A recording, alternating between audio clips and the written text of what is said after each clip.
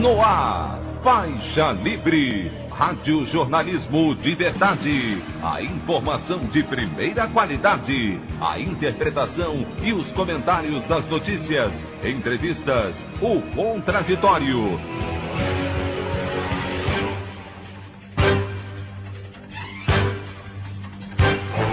Tudo para aproximar você cada vez mais da realidade do Brasil e do mundo. Apresentação: Anderson Gomes. Governador em exercício do Rio de Janeiro, Cláudio Castro, promove mudanças no primeiro escalão do governo e exonera secretário de Educação Pedro Fernandes, preso na última semana. Após polêmica, presidente do INSS, Leonardo Guimarães, garante retomada de perícias médicas nesta quinta, mas a Associação Nacional de Médicos Peritos diz que chance de retorno neste momento é zero. General Eduardo Pazuello é efetivado ministro da Saúde após 4 meses como interino na pasta.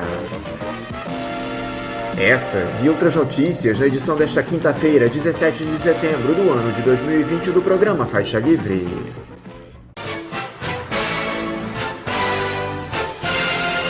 O comentário de Anderson Gomes.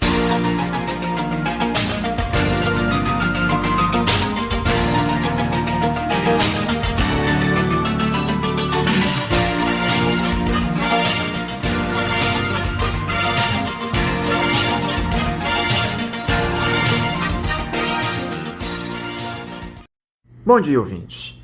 A tragédia que são as queimadas, tanto no Pantanal como na Amazônia, que nós debatemos aqui ontem no Faixa Livre, tem tomado conta do noticiário nos últimos dias.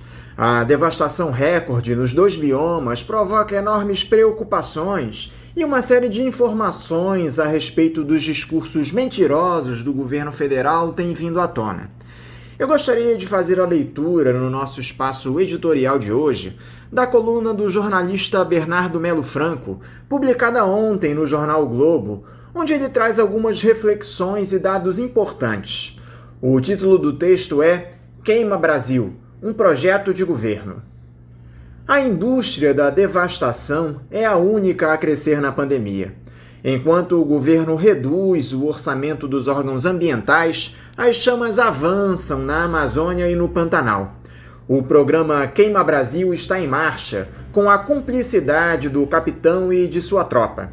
O fogo já destruiu cerca de 16% do Pantanal, a maior planície alagada do mundo, onde vivem 36 espécies em extinção. Até a semana passada, 23 mil quilômetros quadrados foram reduzidos a cinzas, uma área maior que a do estado do Sergipe. Os efeitos para a fauna local ainda não puderam ser calculados. O Parque Encontro das Águas, principal refúgio das onças-pintadas, perdeu mais de 70% de seu território. Mas nem imagens de animais carbonizados foram capazes de sensibilizar o Planalto. Na semana passada, uma youtuber mirim perguntou à turma do Palácio: "Tá jogando fogo no Pantanal?" O presidente Jair Bolsonaro e o vice-presidente Hamilton Mourão responderam com risadas. No domingo, o ministro Ricardo Salles divulgou um vídeo em que passeia num carro de boi. A pecuária está na origem dos incêndios que destroem a região. A Polícia Federal afirma que a origem do fogo é criminosa. Fazendeiros destruíram a mata nativa para abrir pastos. Em ano de seca atípica, as labaredas saíram do controle e se alastraram para áreas preservadas. O governo demorou a se mexer para reduzir a extensão da catástrofe. Foi um risco calculado. Segundo o levantamento da Deutsche Welle, o investimento na contratação de brigadistas despencou 58% em relação ao ano passado. A asfixia aos órgãos ambientais já virou política de governo. Para 2021, estão previstos novos cortes no orçamento do IBAMA, 4%, e do ICMBio, 12,8%. O bolsonarismo já tentou negar o avanço das queimadas, que é medido por satélites. Agora a tática é atacar quem divulga os dados da destruição. Ontem, o general Mourão disse que os números seriam vazados por oposicionistas infiltrados no Instituto Nacional de Pesquisas Espaciais. A mentira é parte do programa Queima Brasil. As informações do INPE são públicas, podem ser consultadas na internet. A opinião do Faixa Livre. Bandeirantes, 1360. Estamos apresentando Faixa Livre. Voltamos a apresentar Faixa Livre. Estamos de volta, ouvintes, com o início da edição de hoje do programa Faixa Livre, que tem na sua produção a jornalista Celeste Sintra, auxiliada pela também jornalista Natália Moraes, tendo no comando do áudio o Francisco. Meu bom dia a todos. E meu bom dia também a você, que pode aqui participar nos enviando mensagens eletrônicas para o endereço ouvinte@programafaixalivre.com.br ou ainda registrando suas participações diretamente nas nossas redes sociais. No Facebook, nossa página é o Programa Faixa Livre. No Twitter e no Instagram, para deixar o seu recado, basta seguir os perfis @PGMFaixaLivre. Lembrando que as participações por telefone estão inviabilizadas, pois durante o período da pandemia do novo coronavírus, nosso programa está sendo gravado no dia anterior à sua veiculação. Pedimos desculpas aos nossos ouvintes que costumam interagir conosco desta forma, mas foi a maneira encontrada pela equipe do Faixa Livre para mantê-los informados sobre o que acontece no país e no mundo com essa nossa visão crítica, e ao mesmo tempo preservando a saúde dos profissionais que levam o programa ao ar. O Faixa Livre pode ser acompanhado também pelo nosso aplicativo para celulares com sistema operacional Android. O nome do aplicativo é Programa Faixa Livre. Os ouvintes também têm acesso à transmissão pelo nosso site, o www.programafaixalivre.com.br, ou pela página da Associação de Engenheiros da Petrobras, a AEPET, uma das nossas entidades patrocinadoras, no www.aepet.org.br. Para quem perdeu alguma das edições ou quer ouvir novamente o Faixa Livre, os áudios das entrevistas e editoriais estão disponíveis no nosso podcast, nos aplicativos Spotify, Deezer e Castbox. E dando início às nossas entrevistas, eu cumprimento o especialista em agricultura, um dos fundadores do Movimento pela Agricultura Ecológica e ex-presidente da União Nacional dos Estudantes, a UNE, Jean-Marc Van der Weyde. Jean-Marc, bom dia! Bom dia, Anderson, para você, bom dia para todos e todas que estão nos ouvindo. Jean-Marc, eu te agradeço por mais uma vez você dialogar conosco aqui no Faixa Livre. Jean-Marc, desde a nossa última conversa aqui no programa, exatos 3 meses atrás, algumas coisas se alteraram na nossa conjuntura política. O Jair Bolsonaro acabou acumulando uma relativa popularidade, inflada evidentemente por esse auxílio emergencial, ainda que mantenha essa gestão trágica para o país em meio a uma pandemia que já matou mais de 130 mil brasileiros. Para começar, Jean-Marc, como é que você observou esses últimos 3 meses do governo do ex-capitão? Te assusta essa alta no índice de aprovação do Bolsonaro? O Anderson, essa questão da popularidade do Bolsonaro, ela não era previsível há 3 meses atrás, evidentemente, porque ele estava em um processo de forte isolamento e com os índices caindo, embora de uma forma, digamos assim, resistindo no seu núcleo mais duro, né, que estava nas pesquisas mais, digamos, negativas para o Bolsonaro, em torno de 18%, 20%, que era o núcleo duro de resistência pró-Bolsonaro. Mas de lá para cá tem várias modificações. Eu acho que a principal é o efeito, como já foi comentado por muita gente, o efeito da ajuda econômica que foi dada pelo governo, na verdade dada pelo Congresso, entende, mas que o Bolsonaro capitalizou totalmente. E de outro lado, eu acho que tem também o que você pode chamar de um cansaço, entende, da população como um todo, frente às medidas de controle da expansão da pandemia. Você tem o Bolsonaro, por um lado, dizendo desmoralizando essas medidas, dizendo que essa coisa não é tão grave, que são uma gripinha, etc., etc. E, do outro lado, os governadores tomando medidas duras e difíceis de aplicar, inclusive, e sempre, no fim das contas, não só por causa da resistência do bolsonarismo, dos bolsominions, mas até, digamos, pela própria resistência da população como um todo, com dificuldade de entender o risco e a gravidade das coisas, começaram a, digamos assim, nunca foi aplicada essa política de restrição, de isolamento, de uma forma radical, quer dizer, de tal maneira que pudesse derrubar realmente a pandemia. Ela conseguiu travar a evolução da pandemia, mas ela nunca foi superior a 50%, nos melhores casos, nos melhores lugares, né? Então você tem um sentimento da população que vai se cansando com essas medidas, inclusive, com os problemas econômicos que vão se somando, mais, ajuda econômica do governo, ajuda extraordinária, e você chega a uma situação em que a população começa a desejar sair desses controles. E os governos estaduais cedendo, e prefeituras cedendo às pressões, sobretudo os empresários da área do comércio e dos serviços, começam a abrir a economia, quer dizer, reanimar o processo da economia, cedendo as medidas de controle, e então passa a haver, digamos, uma volta à situação, digamos, entre aspas, uma volta à situação do passado,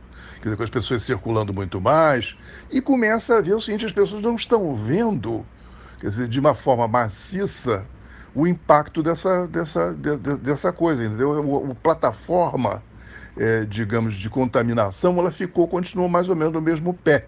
Ou seja, aquela meia boca que foi feita antes de isolamento teve um funcionamento razoável para travar a evolução. Quanto tempo vai levar para o repique, digamos, é uma outra questão. Mas o fato é que, hoje em dia, você pode dizer que a população maciçamente olha para essas coisas todas com uma certa simpatia para a posição do Bolsonaro. Afinal de contas, não era tão terrível assim. Porque os 130 mil diluídos num universo de 200 milhões, quer dizer, entende? Muita gente, quer dizer, saindo das famílias que mais diretamente sentiram com a perda dos seus entes queridos, sentiram diretamente na alma e na carne, entende? O impacto da política necrófila do Bolsonaro, entende? A grande maioria está olhando para a coisa assim, isso não é tão grave assim, né? E então isso tudo ajuda, entende? A compor uma popularidade para o Bolsonaro, que eu acho que é efêmera por duas razões. Acho que tem uma questão evidente, de que a redução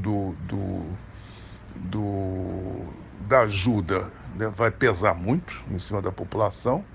E, por outro lado, tem uma questão que a gente vai ter que discutir talvez mais adiante, entende? Que é o fato de que os custos de alimentação, que é a coisa mais importante para quem recebeu a ajuda, a coisa mais significativa, é onde a maior parte do dinheiro foi colocado, os custos de alimentação estão subindo muito e muito rápido no Brasil.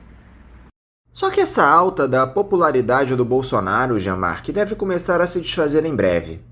Primeiro por conta da redução do auxílio emergencial para apenas R$ 300 até dezembro. Depois porque o tal do Renda Brasil, esse programa assistencialista que viria para substituir o Bolsa Família, foi suspenso pelo chefe do executivo. A equipe econômica queria congelar as aposentadorias e pensões por 2 anos para conseguir recursos no orçamento que financiassem o Renda Brasil.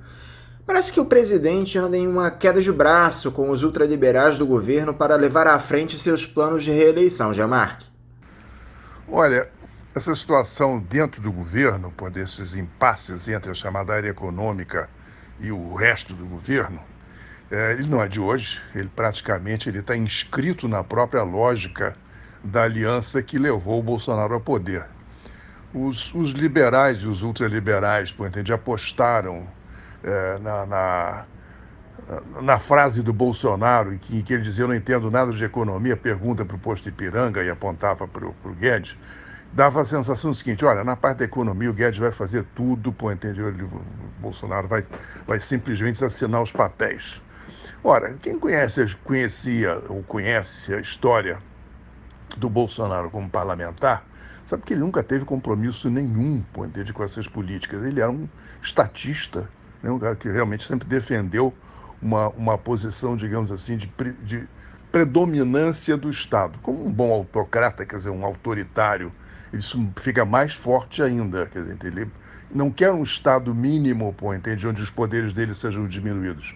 Ele quer um Estado máximo, com os máximos dos poderes dele, entende, assegurados. Então ele não tem um instinto nem a formação, se é que ele tem formação para alguma coisa, além de, como ele mesmo diz, formação para matar, ele não tem nenhuma, digamos assim, simpatia espontânea, entende, para com as políticas do liberalismo. E mais, ele entendeu mais ou menos rapidamente que essas políticas são impopulares.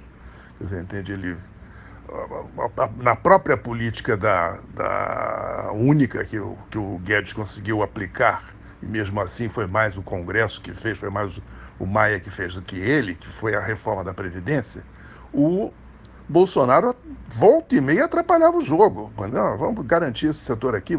Tirou os militares todos, entende, da reforma, que entendiam, e era um marco importante, entende, da questão. Então ele, na verdade, essa questão continuou sendo, quer dizer, um contraditório permanente. Quando chegou na hora da pandemia, o Guedes estava achando que assim, vamos aproveitar para fazer as reformas. Quer dizer, ele não teve nem noção da dimensão gigantesca do que era aquele impacto econômico, social, entende, no mundo e no Brasil. Entende? Ele estava no começo olhando assim, não, a gente resolve esse problema com as reformas. Até que caiu a ficha, porque todo mundo, inclusive até os economistas mais liberais, estavam dizendo que tem que fazer alguma coisa, ou só que a vaca vai para o brejo. Então saíram as políticas, digamos, de emergência. Agora, nas políticas de emergência, a primeira proposta do Guedes era R$200. Quer dizer, quando o Congresso puxou para 500, o Bolsonaro se deu conta que politicamente ia levar um ferro medonho, entende? Se ele insistisse naquela coisa. Então ele pulou para 600, entende? Contra o Guedes, evidentemente. E de lá para cá, e depois aplicou aquilo da pior maneira possível, com uma série de restrições, com dificuldades, enfim. Mas o fato é que ele descobriu, de repente, quer dizer, o mapa da mina. Ele disse, eu sendo populista, entende? Jogando dinheiro, entende? Distribuindo grana para além do universo digamos, dos mais próximos apoiadores dele, porque isso ele sempre fez, sempre criou políticas para favorecer aqueles setores, digamos, mais próximos dele, digamos, que são, sei lá, os caçadores, enfim, o povo da bala, a bancada da Bíblia, a bancada do boi, quer dizer, tudo isso ele jogou. Mas, de repente, assim, não, vem cá, eu vou distribuir grana mais amplamente, porque eu vou ganhar popularidade, como ganhou de fato, nesse período. Só que isso aí ele vai batendo cada vez mais de frente com o Guedes, e continua a mesma coisa.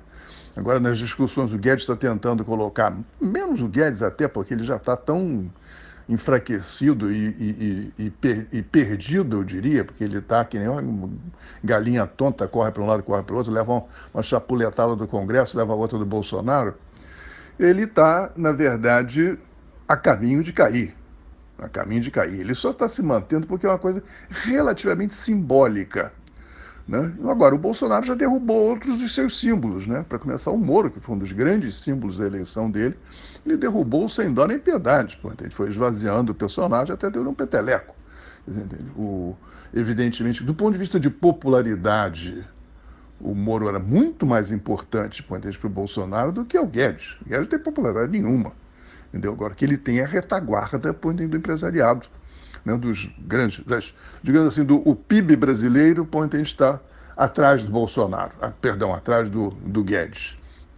Embora ele já tenha se convencido também de que o Guedes é um pífio representante dos seus interesses, né, que até eles estão, digamos, saindo fora. O que nós não podemos deixar de destacar, Jean-Marc, é essa crescente militarização do governo federal.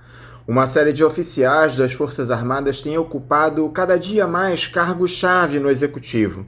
O próprio general Eduardo Pazuello, que segue na ativa no Exército, deixou a interinidade essa semana e foi nomeado ministro da Saúde. De que forma essa militarização no governo afeta a administração pública, na sua opinião, Jean-Marc? Olha, eu diria que a militarização do governo, desde que ela começa, enfim, desde os primeiros dias, ela foi se intensificando ao longo do tempo, ao ponto de que hoje nós temos uma situação que nem no tempo da ditadura você tinha tanto militar dentro do governo. Você tem vários ministros ou quase ministros, secretários, postos elevados em vários ministérios, e você tem milhares, não é centenas, milhares de postos em diferentes níveis dentro do governo, dentro do executivo, ocupados por militares. Inclusive, muitas das vezes, não há qualquer relação entre a experiência que o militar traz e aquilo que ele vai ter que fazer. Então, estão enfiados em toda parte, na cultura, nas questões sociais, na economia não. Na economia, que eu saiba, não tem nenhum general, ou mesmo outro oficial. Mas, enfim, praticamente por toda parte. Isso é, na verdade, uma fórmula, quer dizer, que eu acho que você pode dizer que politicamente o Bolsonaro trabalhou para esse público específico que o apoiou bastante, que eram os militares, quer dizer, as polícias militares e os militares das Forças Armadas. Ele trabalhou com esse grupo o tempo todo, quer dizer, para apoiá-los, para garantir a sua fidelidade. Ele está fidelizando as Forças Armadas preventivamente, preparando a situação em que, se chegar um impasse, elas se mexam para apoiá-lo, para garantir a sua permanência no poder e, se necessário e se interessante, fechar os outros poderes da República. Acho que o Bolsonaro apostou nisso desde que ele entrou. Ele está jogando com essa situação. Provocar uma situação de descontrole, de caos, com a retaguarda militar. Acho que ele precipitou-se nesse período mais recente com as provocações que eles e a sua base mais radicalizada fizeram contra o Supremo e contra o Congresso, com o endosso público dele e de alguns dos generais chamados da Casa, generais do Palácio. Eu acho que ele precipitou-se porque, quando chegou uma situação de impasse, ou perto do impasse, o muito claro é o seguinte: não bastava aqueles generais de palácio. Os generais ativos, comandantes de tropa, não se engajaram. Eles se colocaram claramente, aqui e ali escreveram documentos, assinaram cartas, não sei o que e tal, apoiando ou protestando contra medidas que foram tomadas, mas eles não se mexeram. Eles não partiram para uma situação, digamos assim, de ostensivo suporte para uma situação de enfrentamento. Então o Bolsonaro teve que encolher, e encolheu, quer dizer, ele teve que recolher as armas ali na frente, começou a perder, a sua base foi atingida. Quando o Supremo reage e começa a cortar, as ações dos provocadores, quer dizer, inclusive prender vários deles, ele, inclusive ameaçando, chegando perto da própria família do presidente, ele se encolhe, ele baixa a bola e passa a fazer os acordos com o Centrão. Porque ele sabe que para ser derrubado ele precisa que o Congresso faça, quer dizer, ele não cai pelo Supremo apenas. O Supremo pode autorizar, entendeu? Mas quem vai poder fazer a derrubada é o Congresso. Ele faz aliança com o Centrão. Mas o tempo todo ele jogou com essa coisa das Forças Armadas. Ele tem, o que não se sabe até hoje, e isso aí é uma grande questão, quer dizer, o quanto ele teria de apoio da alta oficialidade para uma situação de crise em que ele busque intervir contra os outros poderes da República. No caso precedente não aconteceu, nesse exemplo que eu citei, mas não se sabe no futuro como é que isso vai ficar. E no caso de um impasse desses, quer dizer, como é que a oficialidade abaixo do generalato, quer dizer, os comandos de tropa diretos, como é que eles se comportariam? Você acredita que essa onda de militares na política seja passageira, se resuma ao bolsonarismo que se estabeleceu no país, ou os oficiais gostaram de voltar ao poder e vieram para ficar, tanto no executivo como no poder legislativo do nosso país? Olha, eu acho que esse movimento de atração da oficialidade para dentro do executivo, e, por outro lado, uma crescente participação de militares, na política convencional, na política eleitoral. Quer dizer, você tem um grande número, muitos foram eleitos na última eleição e muitos estão se candidatando para as próximas eleições e as seguintes.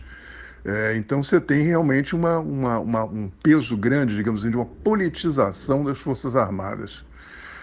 É claro que para todos os 6 mil e lá vai fumaça, já se perdeu a conta, eles já passaram da casa dos milhares para se aproximar da dezena de milhar.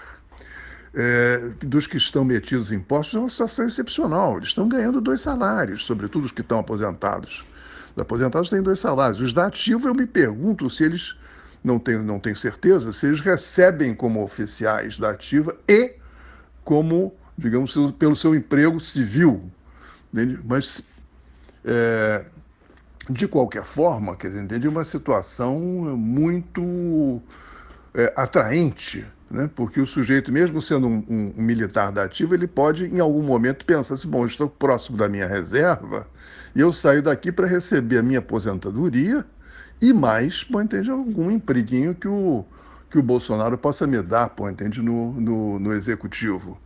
Então, é um fator de atração, digamos, para as Forças Armadas. Eu acho que, por enquanto, é uma política de fidelização das Forças Armadas feita pelo Bolsonaro, mas isso vai criando cacuetes, vai criando interesses, vai criando vocações, inclusive. Quer dizer, agora, há um contraditório nisso aí, a gente que acha que muitos dos oficiais das Forças Armadas veem isso com maus olhos. Eu não sei se são muitos, mas há certamente uma corrente de militares que acham que isso aí está, digamos, corrompendo, entende, a missão das próprias Forças Armadas, quer dizer, e distraindo, quer dizer, essa oficialidade das suas obrigações, digamos, precípuas, né, da sua vocação.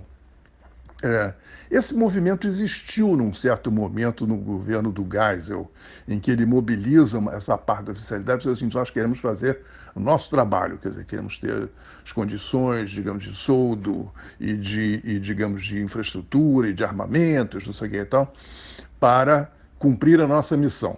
A verdade é que as Forças Armadas não têm uma missão no Brasil há muitos anos em que você não fala, não é muito... não faz parte do concreto, faz parte do imaginário, mas não faz parte do concreto uma ameaça externa, digamos assim, militar. Né? Quer dizer, inclusive as ameaças externas que a gente viveu esse tempo todo foram sempre de caráter econômico, entendeu? Penetração do capital internacional, etc. Para o qual os militares nunca fizeram coisa nenhuma. Agora, do ponto de vista de ameaça militar, entende? Quem é que nos ameaça militarmente desde, sei lá o quê, a guerra do Acre, entendeu? Contra os bolivianos, no começo do século passado? É uma pergunta. Bom, a Segunda Guerra Mundial nós participamos de uma guerra, nós não estávamos ameaçados diretamente pelas hordas nazistas, mas, enfim, participamos de um movimento do mundo inteiro para derrubar o nazismo, e isso foi bom.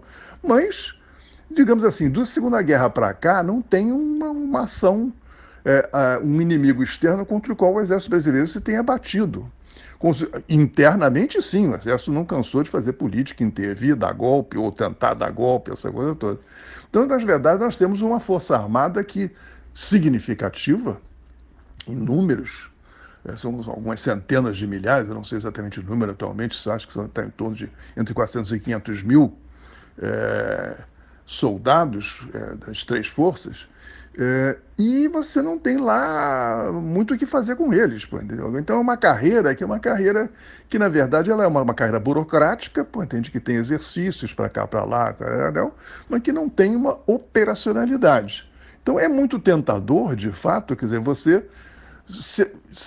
se abriu uma outra porta pela qual esses militares passam a exercer um outro tipo de poder. Acho que é nisso que nós estamos. Sim, há um risco dessa coisa tornar-se, digamos, mais enraizada, digamos, esse instinto, digamos, de intervenção na política, seja ela por multiplicação de pessoas ou seja ela como instituição. Por enquanto, o que a gente está vendo é o seguinte: muita gente sendo chamada para participar do Estado, né, para participar do governo, chamado pelo Bolsonaro. Mas são indivíduos que estão sendo chamados, muitos inclusive da reserva, e muitos da ativa também, mas a instituição não está tendo uma intervenção. Isso é uma coisa de outra natureza. Entende? Então, até agora, você não tem, digamos, a instituição Forças Armadas intervindo no Estado. Você tem indivíduos dessa instituição Forças Armadas que estão participando de um número muito significativo dentro do Executivo.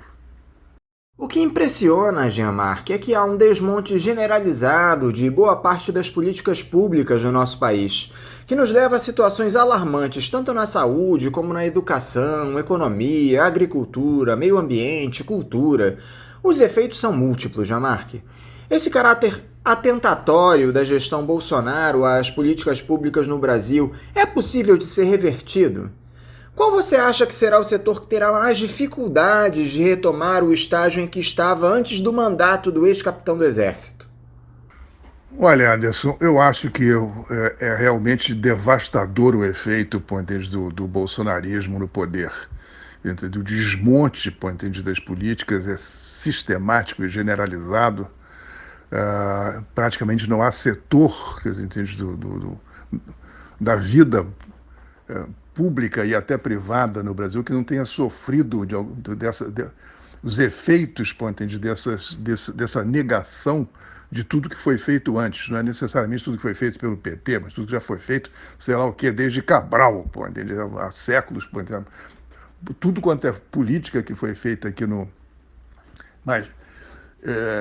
Brasil tem sido atacada de um lado ou do outro. Coisas que lá de trás, do governo Sarney ainda, do tempo da Constituição. A Constituição é uma das coisas que está sendo derrubada, paulatinamente, carcomida por aqui, por ali, pelas políticas que o Bolsonaro está fazendo. Eu acho que os efeitos serão duradouros, acho que é coisa para gerações, para recuperar. Eu não verei a recuperação, você certamente também não, talvez nossos netos consigam ver o retorno, ou pelo menos um avanço significativo em relação às coisas que estão sendo destruídas hoje. Agora, se você quer saber qual é onde eu acho que as coisas são mais graves, são as de mais difícil recuperação, elas estão no meio ambiente. E acho que nós estamos vendo isso claramente com o país em chamas há meses, e numa situação devastadora, como vem ocorrendo há muito tempo. Sim, é verdade, não é de hoje, que você tem esse tipo de impacto, mas nunca nesta proporção, nunca com essa conivência, direta, do próprio governo, do antiministro, de meio ambiente, colaborando para que as coisas sejam como são, com o outro general que se arvorou em ser o interventor da Amazônia, que ia resolver os problemas, proíbe queimada, e as queimadas rodando, e ele declarando: não tem incêndio na Amazônia. Quer dizer, aí eu me pergunto, ele deve ter alguma ilusão, não é uma ilusão de ótica, é uma ilusão idiótica, entendeu? Porque você tem filmes, você tem fotografias, você tem testemunhos, todo mundo vendo o incêndio pegando e ele repetindo a frase. Isso aí é contra-propaganda, não sei o que e tal, Terel. Bom, a questão ambiental não só por questão dos incêndios, como pela questão da intensa contaminação de rios, terras, lagos, e a própria costa oceânica, né?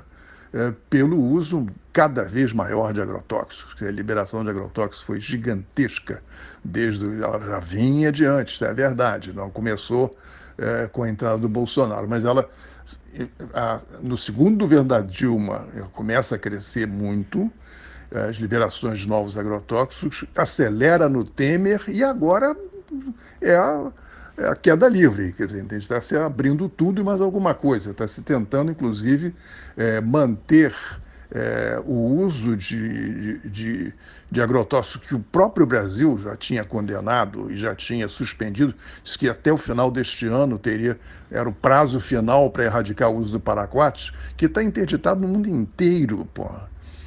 E agora eles estão querendo manter por de uso, por mais tempo.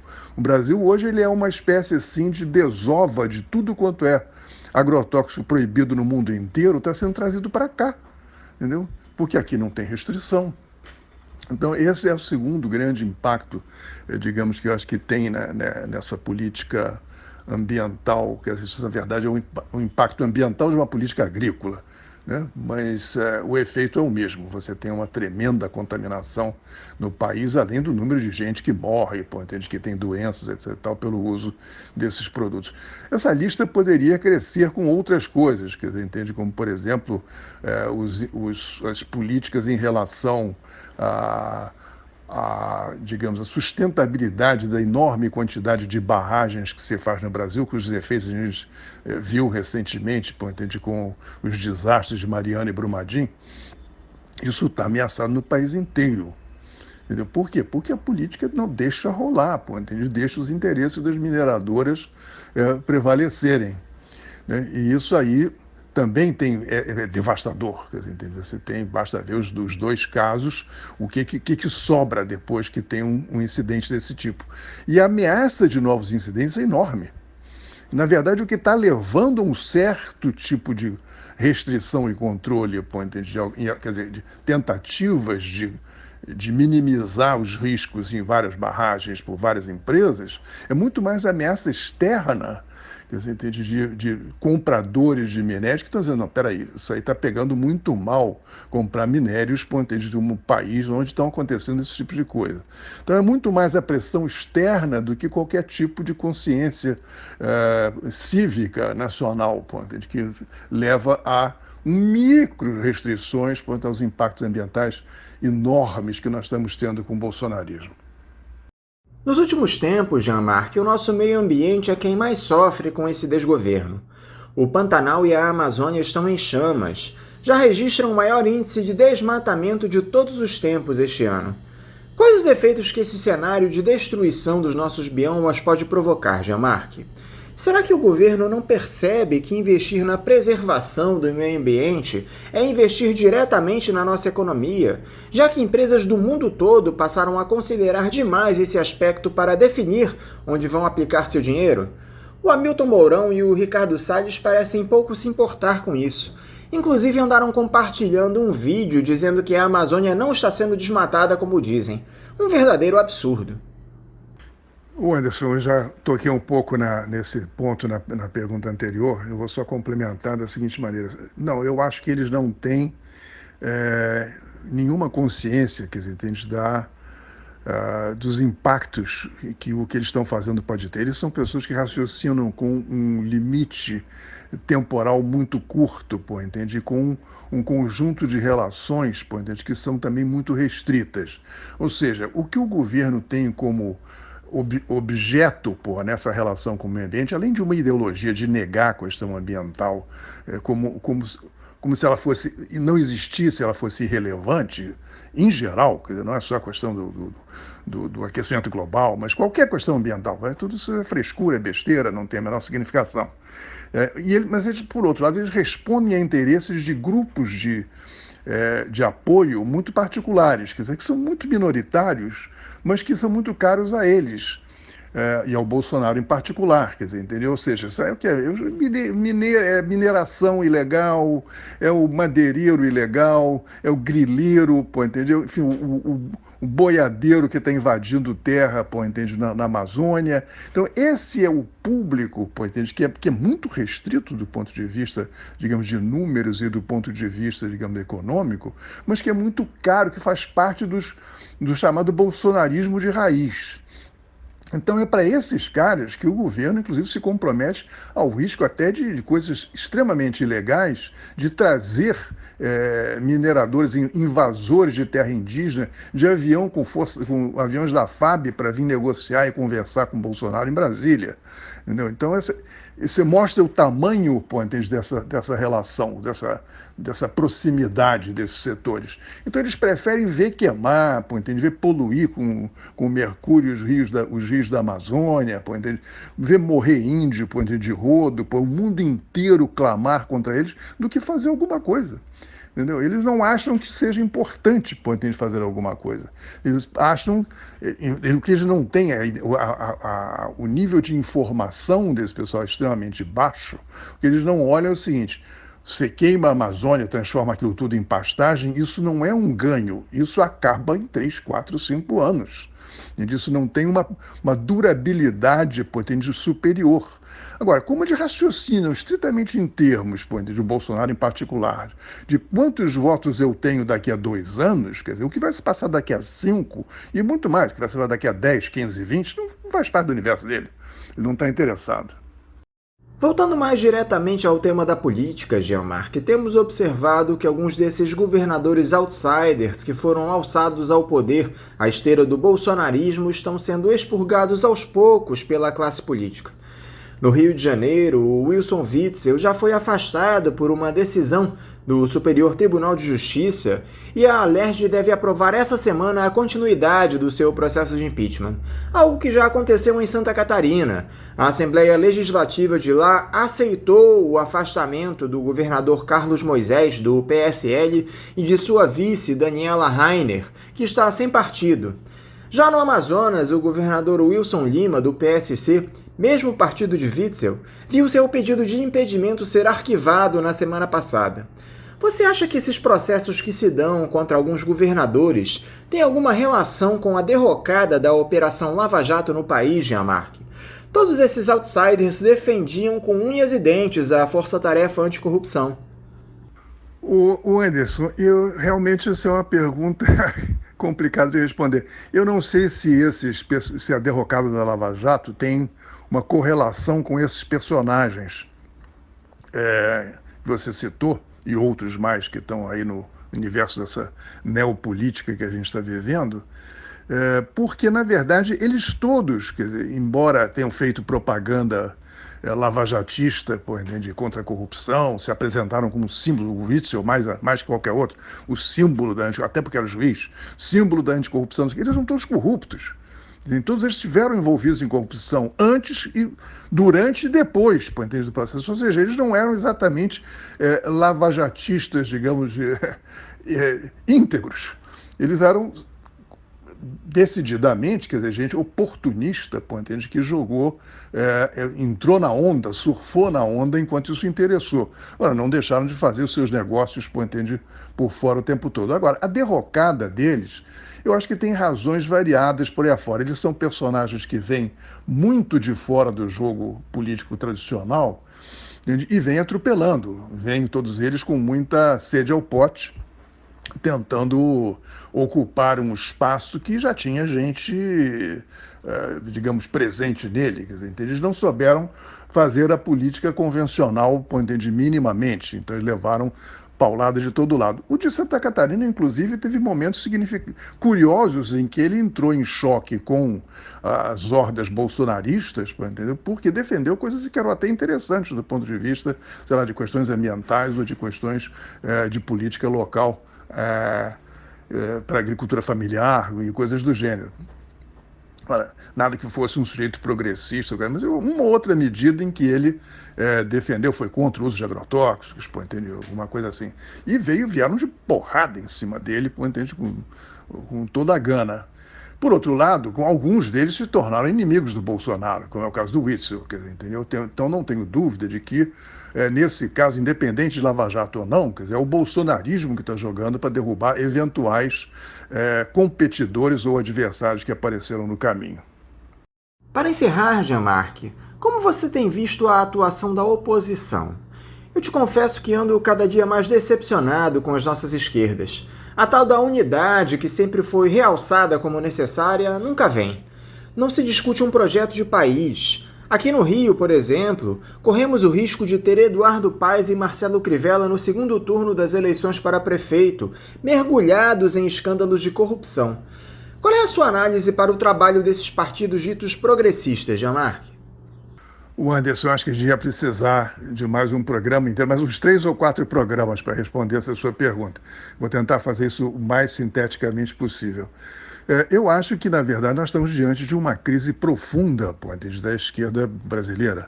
Ela não vem de hoje, mas eu acho que agora ela está se manifestando desde a eleição do Bolsonaro, ela está se manifestando, digamos, das suas formas mais extremas, que é uma perda de total consistência. Eu acho que já vinha de mais tempo o distanciamento entre os partidos, chamemos formais, formalizados, né, constituídos, os partidos, digamos, com representação parlamentar, essa coisa toda, e as bases sociais. Quer dizer, você tinha... há um enquadramento, de certa maneira, do movimento sindical, que passa, sobretudo nos governos populares, a ser uma espécie de, digamos assim, de braço de apoio. Não, mas eles deixam de ter, quer dizer, tanto os partidos que tinham força nesses movimentos, como os próprios movimentos, uma ação independente em relação ao Estado, em relação aos governos, quer dizer, entende? Para afirmar, quer dizer, suas políticas e suas defesas, não só os seus interesses específicos imediatos, que até muitas dessas questões foram resolvidas mais no gabinete do que com aumentos de salário ou com condições, legislações favoráveis do ponto de vista sindical, mas, digamos, as coisas mais estratégicas para o país e para a população. O movimento sindical se acomodou, né, e muitos dos movimentos sociais se acomodaram nesse período longo, dos governos populares. Por outro lado, há exceções importantes, na área rural em particular, os movimentos continuaram uma posição mais combativa, tanto do ponto de vista de reivindicação quanto do ponto de vista de formulação e de defesa de propostas de longo prazo, embora tenham tido muita dificuldade, em particular, quer dizer, todos eles tiveram, de fazer uma contestação mais direta, daquilo que era a política do Estado em relação à agricultura e à reforma agrária. É evidente que está todo mundo sabendo que no governo da Dilma a reforma agrária foi praticamente estancada, né, inclusive formalmente, uma declaração do presidente do Winkler na época que no fundamental a reforma agrária estava feita, a questão agora era dar sustentabilidade aos assentamentos, e os movimentos criticaram, mas não foram incisivos, nem contundentes nessa oposição, porque é sempre aquela questão, não, eles são nossos companheiros, e sempre há uma certa, digamos assim, moderação, nesse tipo de oposição. O resultado é que quando cai o governo, ele é derrubado, o governo da Dilma, o movimento social estava desarmado, você não tem uma reação social significativa, as mobilizações contra o golpe, foram muito limitadas naquela altura. E de lá para cá, esse desarme continuou. Você tem uma perda de densidade e de capacidade de ação dos movimentos que é muito grande, né? Muito generalizada por setores e pelo país afora.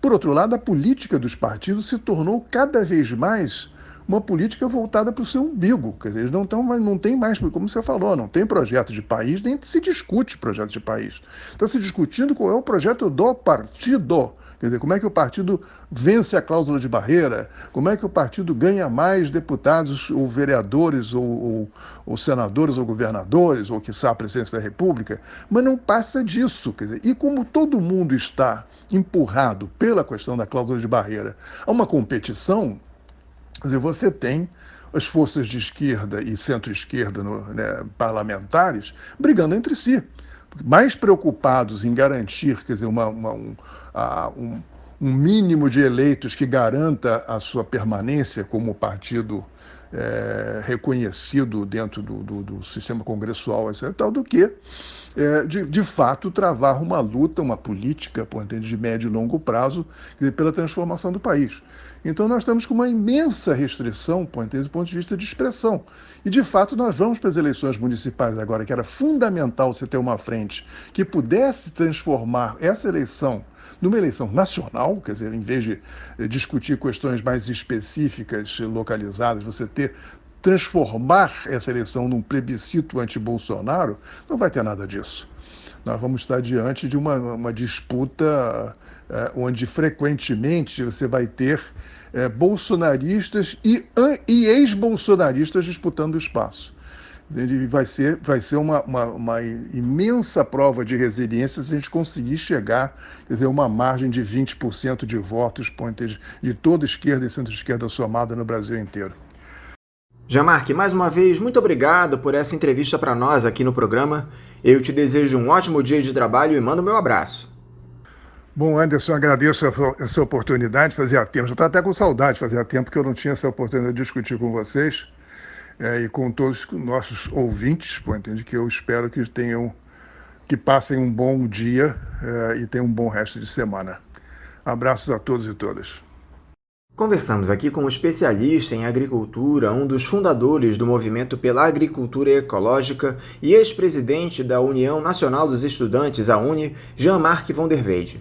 Vamos agora ao nosso primeiro intervalo. Já estaremos de volta. Voltamos a apresentar Faixa Livre.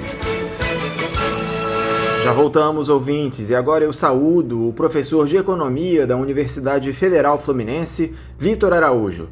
Vitor Araújo, bom dia. Bom dia, Anderson. Eu quero fazer uma saudação a você, aos ouvintes do programa Faixa Livre e também a toda a equipe de produção do programa e agradecer novamente por esse convite que vocês me fizeram. Vitor, muito obrigado pela disponibilidade em conversar conosco mais uma vez aqui no Faixa Livre. Vitor, temos conversado com frequência aqui no programa e você tem analisado com precisão essa tragédia que é a nossa economia. Só que nas últimas semanas nós tivemos algumas notícias que animaram, ainda que de maneira tímida, o mercado financeiro. Houve uma redução na perspectiva de queda do Produto Interno Bruto para este ano, que passou a ser de 5,11%. Podemos registrar também uma recuperação no número de empregos formais. Como é que você tem observado essa reaceleração da nossa economia, Vitor? Ela é sustentada? Anderson, a economia brasileira hoje tem dois grandes desafios, pelo menos, né? O primeiro é recuperar as perdas decorrentes da pandemia, tá? Ou seja, retomar ao nível pré-pandemia. E aí, nesse sentido, as perspectivas não são boas, não é? Porque se as instituições financeiras estão projetando uma queda do PIB, né, de ordem de pouco mais de 5%, né, depois de uma queda de 0,3% no primeiro trimestre e de 11,4% no segundo trimestre, quer dizer que a reaceleração da economia no segundo semestre não será suficiente para repor essas perdas. Então, o resultado líquido vai ser um desastre, né? Ou seja, isso também contradiz o próprio ministro da Economia quando fala numa recuperação em V. Na verdade, a gente foi para o fundo do poço e a gente vai encontrar dificuldade para retomar o nível pré-pandemia, que já era ruim. E aí é o segundo desafio, né? A economia já estava numa situação bastante fragilizada antes da crise. Não é verdade que a economia estava decolando, como diz o ministro Paulo Guedes. Não estávamos decolando coisíssima alguma. Tanto é que o PIB cai 0,3% no primeiro trimestre. A pandemia, é importante que a gente se lembre, né, e os efeitos dela aqui no Brasil, pelo menos no sentido do isolamento social, do fechamento dos comércios, das medidas todas que provocam interrupção do funcionamento da economia, no primeiro trimestre, elas são apenas 15 dias no final de março. Né? Então, para o PIB ter vindo dessa forma, né, se a economia estava decolando, então a queda no segundo trimestre de março tem que ter sido espetacular. Né? E a rigor, não é isso que os próprios dados de conjuntura referentes a janeiro e fevereiro vinham apontando. Eles não vinham apontando uma economia decolando, vinham apontando uma economia ainda numa situação muito vulnerável, muito fragilizada. Né? Então, a gente tem esses dois desafios: repor as perdas da pandemia e aí sim ensaiar uma recuperação agora sim mais sustentada. Agora, as políticas que o governo Bolsonaro e o ministro Paulo Guedes estão fazendo para acelerar a recuperação são corretas? Não têm sido as políticas corretas. né? Se você levar em consideração ainda a agenda do ajuste fiscal que prossegue, essa própria dificuldade que o governo teve, né? Não, com o primeiro prorroga o auxílio emergencial de R$600, depois cai para R$300 e depois abandona o Renda Brasil. Então tudo isso vai mostrando um compromisso do governo com uma agenda de ajuste fiscal, o teto do gastos, né? Uma agenda que é completamente desfavorável à recuperação econômica e uma retomada mais sustentável do nível de atividade. Agora, se a redução do auxílio emergencial até o fim do ano, Vitor, tende a afetar os números da nossa economia, outra coisa que deve ter efeito a médio e longo prazo é essa desistência do Jair Bolsonaro em implementar o programa Renda Brasil, que viria para substituir o Bolsa Família em patamares mais altos.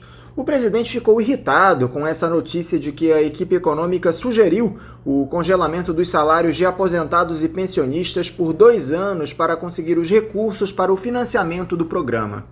O Bolsa Família segue mantido. Essa desistência do Bolsonaro em implementar o programa pode provocar que tipo de entraves para a nossa economia, Vitor? Especialmente para a população pobre, aquela que seria mais beneficiada pelo Renda Brasil.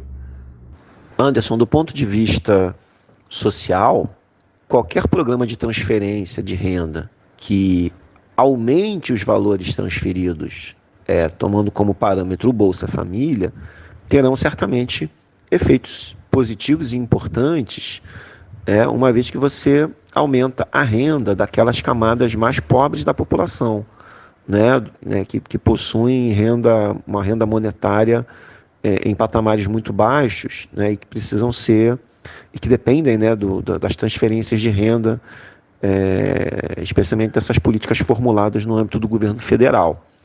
Então, a desistência do governo em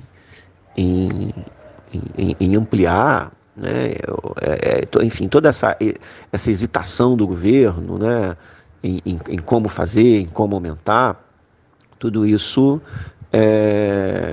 mostra, que a agenda social não é prioridade do governo, Agora, do ponto de vista macroeconômico, aí eu preciso diferenciar aqui a discussão, porque é o seguinte: uma coisa é você gerar dinheiro novo na economia, Então, vamos supor, se a gente não tivesse tão amarrado pelas regras fiscais, e nesse momento o teto do gasto que tem sido a regra mais engessadora, que mais tem dificultado a elaboração, a formulação e execução de políticas nesse sentido, como a gente está defendendo, de políticas de transferência de renda. Se não fosse esse teto, se não fossem essas regras, a gente precisaria a gente teria condições de criar dinheiro novo na economia, porque é isso que a gente está precisando. Agora, se você mantiver o teto e aí você tira de um lugar e joga para outro, tudo bem, vamos supor, você cria um programa Renda Brasil, mas vamos supor uma das propostas ali que já foi aventada pela equipe econômica, mas que foi depois rechaçada pelo presidente.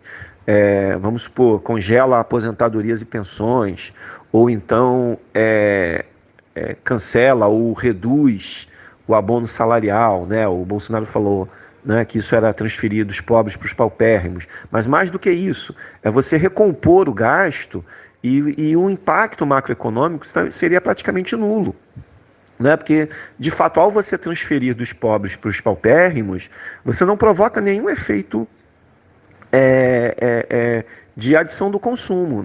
Você vai restringir o consumo, vamos supor, dos aposentados, ou daqueles trabalhadores e aquelas trabalhadoras que receberiam o abono salarial, e vai transferir, vai colocar ali, vamos supor, no Renda Brasil. Você diminui o consumo de uma camada da sociedade, que já é pobre, que já tem um padrão de consumo, esse padrão de consumo supermercado, roupa, aluguel, e vai transferir para uma outra parte da população de um padrão de consumo, inclusive, muito semelhante. Então, em economia, a gente utiliza o conceito dos efeitos multiplicadores, né? Quando eu faço um gasto, né? Eu faço uma compra, vamos supor, no mercado da esquina, e isso é a renda desse pequeno empresário, e aí esse empresário também, por sua vez, vai fazer outras compras, vai pagar salários, né? Quer dizer, a gente está falando aqui, então, desse efeito multiplicador, ele vai ser muito semelhante, porque você está falando de categorias de faixa de renda muito semelhantes. Então, do ponto de vista macroeconômico, do ponto de vista entendendo aqui como do agregado, o resultado vai ser pífio, né? Uma outra alternativa também que seria muito ruim é você, vamos supor, tirar dinheiro dos investimentos de infraestrutura, que já está bastante sucateada, ou você tirar recursos de custeio, por exemplo, das universidades, que é universidades públicas federais, que é um outro montante também que tem chamado a atenção agora na discussão do orçamento para o ano de 2021. Você tira da universidade para fazer o programa de transferência de renda, o efeito também é muito ruim, embora os multiplicadores agora sejam diferentes, né? Mas, de todo modo, o impacto disso é o sucateamento do serviço público, né? Seja nas universidades, seja se você for cortar custeio de hospitais, seja se você for cortar, vamos supor, diminuir os recursos da fiscalização ambiental, enfim, tudo isso na verdade, você só recompõe o gasto público, quando na verdade a gente precisa de mais gasto público para gerar dinheiro novo na economia. É isso que a economia está precisando, né, para poder a gente conseguir se recuperar mais rapidamente dessa crise. E aí, a redução do auxílio emergencial de 600 para 300 é um banho de água fria, né, porque você está cortando pela metade, né, a renda dessa população que durante alguns meses pôde experimentar uma pequena melhora no seu padrão de consumo, né? Então isso tudo vai nos colocando numa situação muito ruim do ponto de vista da retomada, da recuperação. O Jair Bolsonaro chegou a dizer que daria um cartão vermelho para quem sugeriu congelar as aposentadorias e pensões no país por 2 anos. Eu acho que quem precisa de um cartão vermelho, Vitor, é essa política econômica neoliberal implementada no país há muito tempo.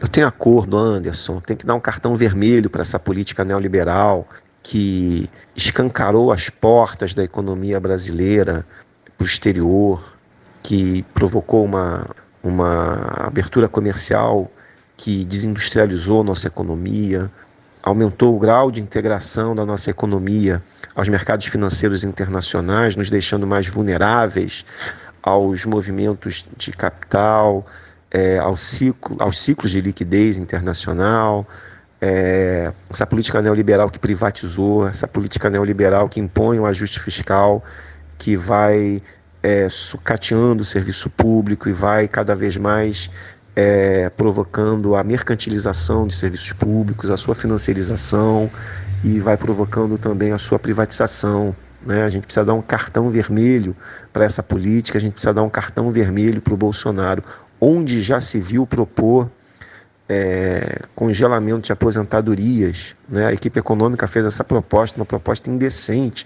Quer dizer, quando a equipe econômica faz uma proposta e até o presidente Jair Bolsonaro rechaça, olha onde a gente foi parar. Até o presidente Jair Bolsonaro acabou rechaçando essa proposta. Não porque ele tenha pena dos aposentados, porque ele não tem, mas é porque ele sabe que tem efeitos políticos numa proposta dessa, né? Uma situação em que um país em que os aposentados já recebem benefícios, né, muito rebaixados, né, no seu valor, né, ou muitas aposentadorias e pensões em valores equivalentes ao salário mínimo, né, que já está rebaixado, que já está há bastante tempo sem aumento real, né? Então isso é de uma maldade, uma crueldade. A gente precisa dar um cartão vermelho para o neoliberalismo, para o Bolsonaro. O que também chamou a atenção nos últimos tempos, Vitor, foi essa alta na inflação ocasionada especialmente pelo desequilíbrio da nossa balança comercial. Eu conversei aqui na semana passada com o seu colega de UF, Marcelo Carcanholo, e ele falou sobre os efeitos deletérios dessa estagflação que se colocou no nosso país, que mistura uma alta exagerada dos preços, especialmente dos alimentos, provocada pelo câmbio, e um estado de paralisia da nossa economia. Como você tem observado esse fenômeno, Vitor, e quais os efeitos que ele pode ter a longo prazo para o nosso país? Anderson, no Brasil, a nossa inflação ela é muito afetada pela taxa de câmbio, por vários motivos, né? Primeiro porque uma parte dos produtos que a gente consome é importada mesmo, né? Então, se você desvaloriza a taxa de câmbio, você vai adquirir esses produtos a um preço mais caro quando convertidos em reais. O segundo motivo é que mesmo a produção nacional também utiliza muitas vezes insumos, partes, peças que são importados, né? Então, a desvalorização cambial também aumenta o custo de produção, né? E muitas vezes os empresários, para preservar a margem, vão procurar repassar esse aumento de custos para o preço do produto que vai ser vendido para o consumidor. No caso dos alimentos, a gente ainda... Isso é muito claro, porque muitos fertilizantes são importados, né? Então a gente tem aí também a presença também de uma situação em que a taxa de câmbio também afeta muito a produção, o preço dos alimentos, especialmente quando você tem essa combinação de aumento dos preços das commodities agrícolas nos mercados internacionais, né? Que isso por si só já provoca um aumento de preços aqui dentro, né? Mas também quando você desvaloriza a taxa de câmbio, isso também potencializa, né? Porque o produtor rural, né? O agronegócio, principalmente, ele vai, que é quem exporta, né? Ele vai praticar os mesmos preços, né? Aqui dentro, né? Porque do contrário, senão também ele vai sempre preferir exportar, né? Então o preço pelo qual ele vai vender os alimentos aqui dentro vai ser um preço também muito semelhante, né? E então a nossa inflação é muito correlacionada com a taxa de câmbio, né? Agora, o efeito ele é sempre percebido de uma forma diferente, né? Os alimentos eles fazem parte, eles têm um peso maior no orçamento das famílias de rendas mais baixas. Então essas famílias sentem mais o efeito do aumento desses preços, né, dos alimentos, né? Então você tem um aspecto muito perverso aqui, né, nesse tipo de inflação que a gente está percebendo agora nesses últimos dias, né? Então isso pode provocar, inclusive, né, num contexto, né, que já é muito difícil, de achatamento da renda, né, e as famílias tendo que comprometer uma parcela cada vez maior da sua renda já baixa, já asfixiada, vai ter que ainda destinar uma parcela maior para a compra de alimentos, porque os preços, né, de alguns alimentos estão subindo.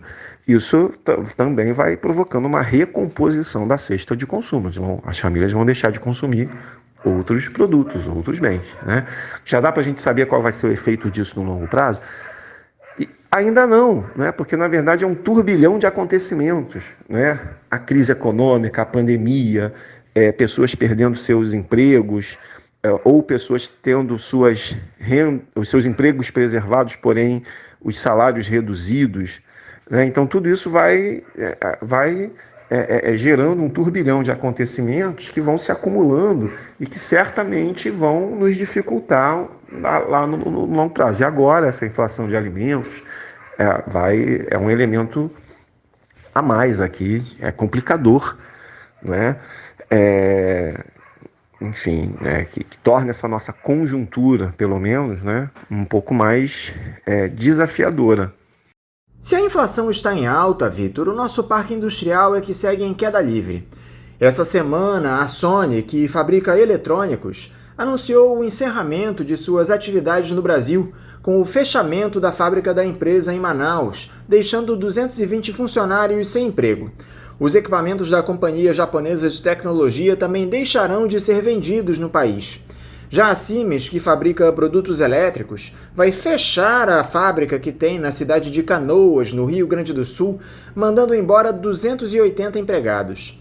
Essa redução constante do nosso parque industrial, Vitor, tem provocado problemas para a nossa economia. Por que o governo federal não incentiva a indústria aqui no país, Vitor? Anderson, essa é uma opção ideológica da equipe econômica do governo Bolsonaro, não só do Paulo Guedes, mas também de todo o seu secretariado. Que opção ideológica é essa? Eles são liberais, tá? Eles rejeitam qualquer política de incentivo vertical. O que significa isso? O incentivo não deve ser dado para um setor. O incentivo, quando tiver que ser dado, ele tem que ser horizontal. Tem que ser igual para todos os setores da atividade, né? Então você não tem que escolher, vamos supor, a indústria, ou uma indústria de equipamentos eletrônicos, ou uma indústria tal ou qual, né? Os incentivos têm que ser dados igualmente para todos, né? É dessa forma que eles entendem que as políticas têm que ser formuladas. Por esse motivo, não há política industrial. Tá claro, pelo menos da forma como a gente conhece a política industrial, né, que dá incentivos, isenções fiscais, financiamento a taxas de juros mais competitivas, né, nada disso, né? Então, eles rejeitam esse tipo essas fórmulas, né?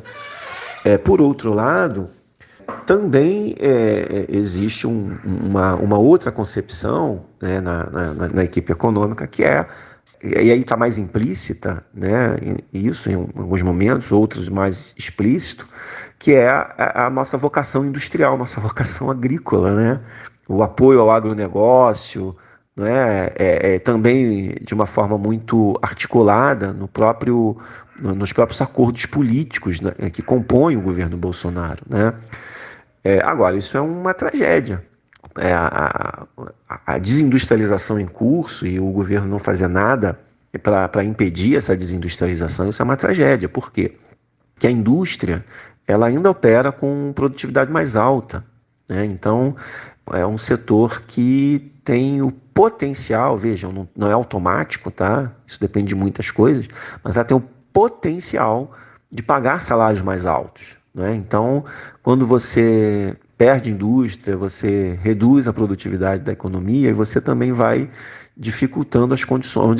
Onde é que esses trabalhadores vão ser absorvidos? Possivelmente no setor de serviços, possivelmente na informalidade, né? Setores que têm produtividade muito mais baixa e que, portanto, oferecem empregos de mais baixa remuneração, isso quando não são empregos precarizados, né? Desprovidos de direitos, né? Então, isso é uma tragédia em diversos sentidos, né? Mas que sempre acaba, do ponto de vista social, acaba rebatendo na questão da empregabilidade e dos salários pagos, né? Então, isso tudo é uma grande tragédia que está em curso, e por causa dessa concepção liberal do governo, eu acredito que nada vai ser feito, né, nesse sentido. Esse perdão das dívidas tributárias das igrejas, Vitor, aprovado pelo Congresso e que o Jair Bolsonaro acabou vetando uma parte da proposta, foi outro tema que esteve no noticiário. A bancada da Bíblia pressionou o ex-capitão do Exército pela sanção à matéria, mas ele se viu obrigado a impedir a manutenção do texto para não correr o risco de cometer crime de responsabilidade. Curioso é que o presidente sugeriu que os parlamentares derrubassem o veto. Afora esse tipo de excrescência, Vitor, abrir mão do recebimento desses valores pelas igrejas traria maiores problemas para o nosso país? Ou isso fica mais no sentido simbólico da coisa, de dar exemplo de responsabilidade fiscal? Anderson, diante desse quadro de aperto fiscal, de rigidez imposta em grande parte pelos normativos legais existentes no Brasil, que engessam a política fiscal, e aí eu estou falando sem esgotar, né, a totalidade desses dispositivos. Estou falando da lei de responsabilidade fiscal, eu estou falando da regra de ouro, que é aquele dispositivo constitucional que agora tem sido mais debatida, e finalmente a emenda constitucional número 95, a do teto de gastos, né?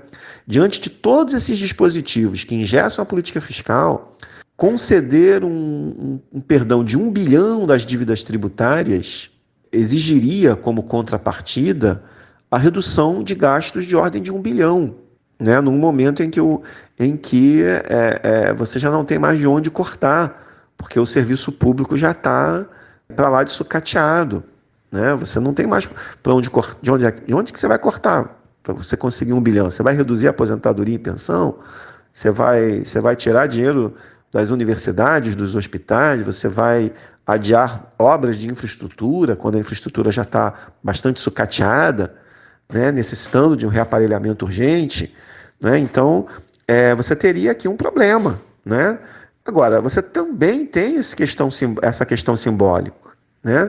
Pô, num momento em que o próprio governo defende a responsabilidade fiscal, quando o próprio governo defende essa política de ajuste, de cortes, você conceder um perdão tributário de 1 bilhão, não é?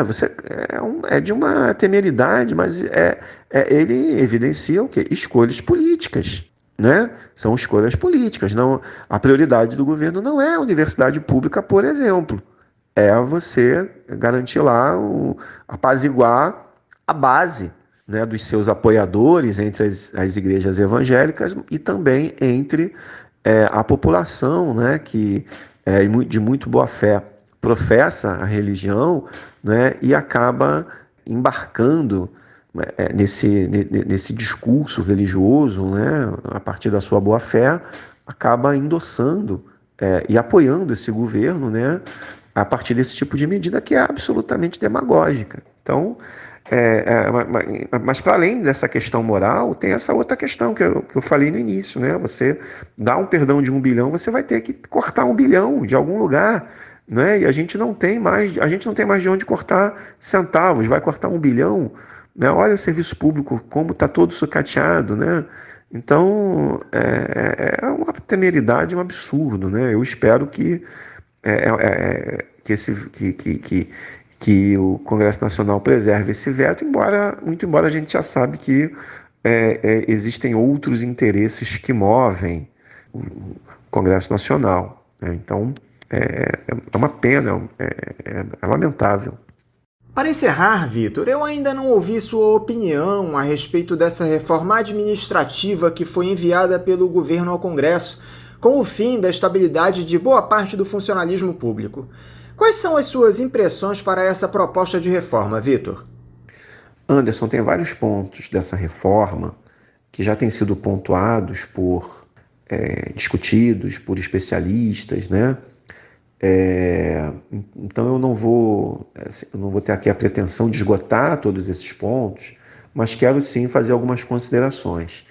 A primeira delas é que a reforma administrativa ela é enviada e é debatida a partir de princípios fiscalistas, né? Quer dizer, você não tem aqui, embora eles digam que a intenção é trazer mais eficiência para o serviço público, né?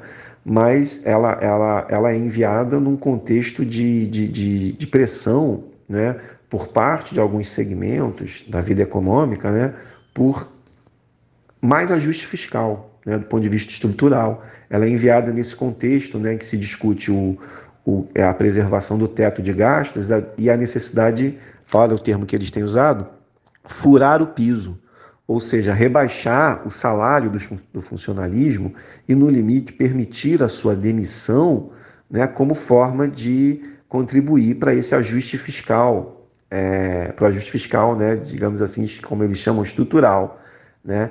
Então, uma reforma que tem como princípio um ajuste fiscal, né, tem um problema, né, porque a gente precisa discutir o quê? Serviço público, eficiência do serviço público. Como é que a gente pode garantir que o serviço público chegue ao cidadão de forma a prestar o serviço que o cidadão e a cidadã merecem, né? Então, você jamais pode fazer uma discussão dessa natureza, dessa envergadura, dessa importância, a partir de princípios fiscalistas, né?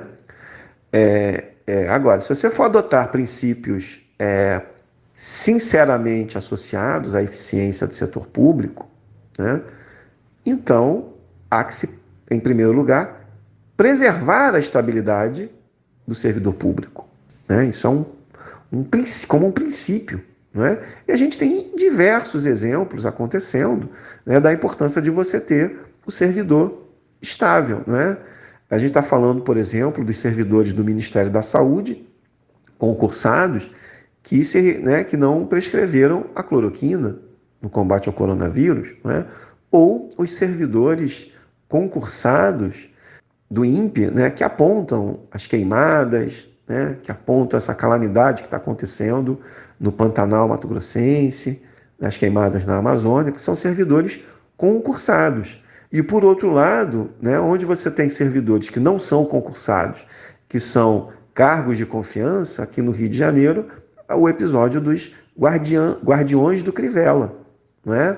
E aí sim, você teria um ponto aqui que merece ser discutido, que é a questão dos cargos de confiança. Quem deve exercer os cargos de confiança, né? Você ter por princípio, né, você tentar fazer com que esses cargos sejam preenchidos preferencialmente por servidores de carreira. Você tem uma discussão que você pode fazer, mas que não está aí, mas que o governo não está fazendo, né? Porque o princípio dele é outro, ele quer acabar com a estabilidade, né? E aí você imagina o impacto que vai ter no serviço público. O impacto é imediato, né? Porque você diz assim, não, os servidores atuais vão ter a sua estabilidade preservada.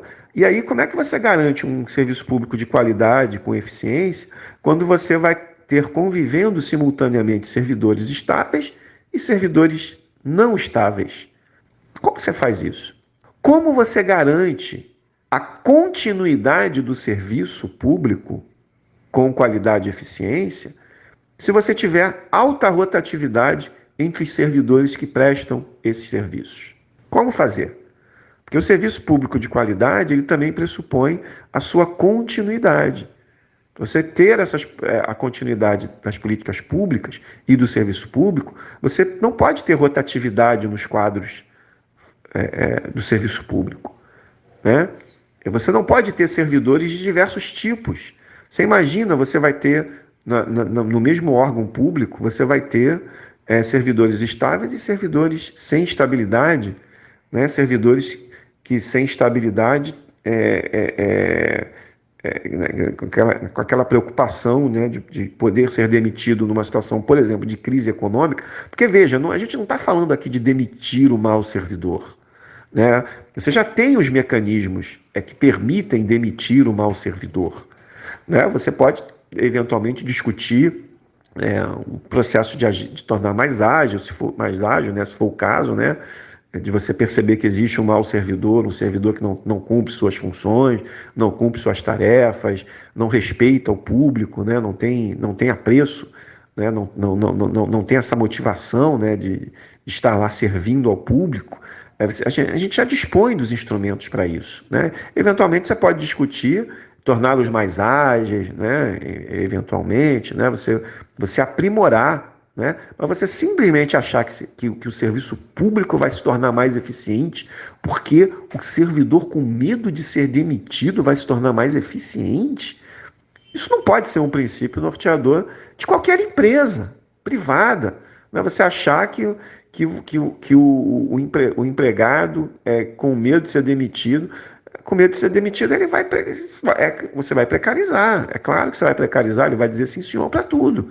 Com medo de ser demitido, o servidor público do Ministério da Saúde vai prescrever a cloroquina, né? Ou o servidor público do INPE vai dizer que não tem queimada, vai dizer que não é grave. Tá claro? Então a gente não pode permitir que isso aconteça, né? Então, os princípios que norteiam este modelo de reforma administrativa encaminhado pelo Bolsonaro são princípios completamente equivocados e por esse motivo a gente precisa combater. A gente precisa reconhecer que é preciso aprimorar sistematicamente, constantemente, o serviço público, né? Eu sou servidor público, sou professor, e a gente precisa reconhecer sempre que existem situações que requerem aprimoramento, sempre constante. Você não vai fazer esse aprimoramento a partir desse modelo proposto pelo Bolsonaro. Isso sem falar que você também, o modelo ainda deixa de fora carreiras, né? Não são todas as carreiras de serviço público que vão ser afetadas por essa reforma. Tem carreiras que ficam de fora, né? Militares estão de fora, né? O judiciário, né? Então, são muitas questões que a gente quer fazer um debate franco e sincero sobre serviço público. O princípio norteador não pode ser esse. Não pode ser puramente fiscalista, não pode ser o amedrontamento e a ameaça ao servidor público. Não podem ser esses os princípios. Vitor Araújo, muito obrigado novamente por conversar conosco aqui no Faixa Livre. Eu desejo a você um ótimo dia de trabalho e mando meu abraço. Anderson, eu que agradeço. Recebam também o meu abraço, você, a produção do Faixa Livre e todos os ouvintes e todas as ouvintes. Conversamos aqui com o professor de Economia da Universidade Federal Fluminense, a UF, Vitor Araújo. Vamos agora a um novo intervalo. Voltaremos daqui a pouco. Voltamos a apresentar Faixa Livre. Estamos de volta, ouvintes, e eu agora cumprimento o primeiro vice-presidente do Sindicato dos Professores do município do Rio de Janeiro e região, o Simpro-Rio, Afonso Teixeira. Afonso Teixeira, bom dia. Bom dia, Anderson. Bom dia a todos e todas que nos ouvem. É sempre um prazer conversar aí com vocês, essa audiência tão qualificada do programa Faixa Livre. Muito obrigado, Afonso, por essa entrevista para nós aqui no Faixa Livre. Afonso, a situação da nossa educação nessa pandemia anda muito complicada. Pais, alunos e professores têm passado maus bocados com essas aulas remotas, mas essa é uma condição imposta pela Covid-19, ninguém pode negar. A questão, Afonso, é que há uma série de pressões para a retomada das aulas presenciais, especialmente por parte dos sindicatos patronais, que veem seus lucros cair durante esse período. Muitos responsáveis também precisam voltar às suas atividades profissionais e não têm com quem deixar as crianças, necessitando do funcionamento das escolas. Vocês do Simpro, de maneira muito responsável, além de estabelecerem uma greve, entraram com ações na justiça para impedir o retorno das atividades em sala, visando proteger da doença todos os envolvidos nesse processo. Só que nos últimos dias nós vimos uma profusão de decisões judiciais autorizando e proibindo a volta às aulas na rede particular de ensino. Duas coisas, Afonso. Primeiro, como é que vocês do Simpro observam essas medidas tomadas pela Justiça recentemente e qual é a decisão que está valendo neste momento? Em primeiro lugar, a gente acredita que esse desrespeito à decisão da Justiça ele só esteja acontecendo pelo fato de ainda não haver uma punição estipulada para essas escolas que estão abrindo. Que para nós não há a menor dúvida sobre a decisão. A própria Prefeitura do Rio de Janeiro ela acatou a decisão do Tribunal de Justiça. Em segundo lugar, a gente vê tudo isso, Anderson, com muita tristeza, né? Porque a gente só recorreu à justiça após a gente esgotar todos os meios de tentativas de diálogo com os governos, né? Tanto municipal quanto estadual e até o sindicato patronal.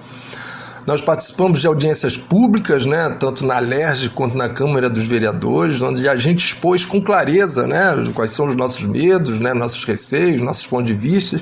A gente tem acompanhado não só os dados da Prefeitura do Rio, mas como os relatórios da Fiocruz, da UFRJ. Nós temos acompanhado a situação da pandemia em outros países, quando esses países decidiram voltar às aulas presenciais, e nós chegamos à conclusão que o Rio de Janeiro está muito longe ainda dos índices toleráveis para pensarmos em retorno. A gente lamenta essa decisão aí proferida no domingo pelo desembargador do TRT, né, o Tribunal Regional do Trabalho, pois a gente entende que essa decisão coloca em risco a vida até das crianças, né, dos seus familiares e dos trabalhadores de uma maneira geral. Nosso departamento jurídico está tomando, né, tem que tomar as medidas jurídicas necessárias para tentar reverter essa decisão, né, que foi proferida no mandado de segurança, porque a gente entende que é o certo a fazer. Olha, Anderson, definitivamente não era essa a situação que a gente gostaria de estar enfrentando nesse momento, né? Ninguém mais do que os professores querem voltar às aulas presenciais. Nós estamos trabalhando muito mais nesse ensino remoto. Acontece que a gente, né, nós professores, respeitamos a ciência. Nós respeitamos as nossas vidas.